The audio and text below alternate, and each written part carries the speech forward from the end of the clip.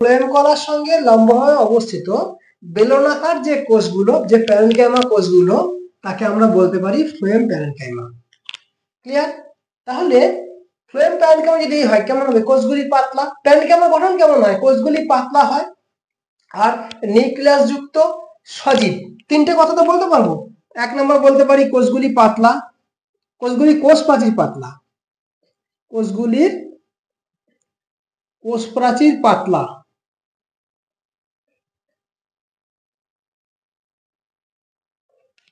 আর কি বলবো? আর হচ্ছে বেলনাকার,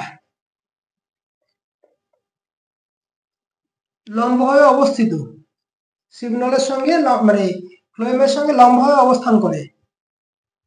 ঠিক আছে, লম্বা অবস্থান করে। আর বলতে পারি সজীব, সজীব বেলনাকার লম্বভাবে অবস্থান করে।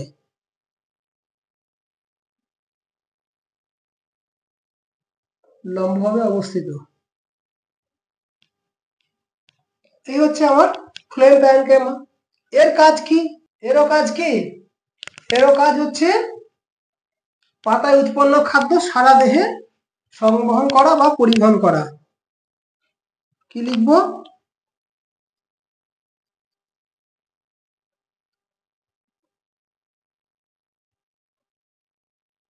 পাতায় উৎপন্ন খাদ্যের পরিবহন করা।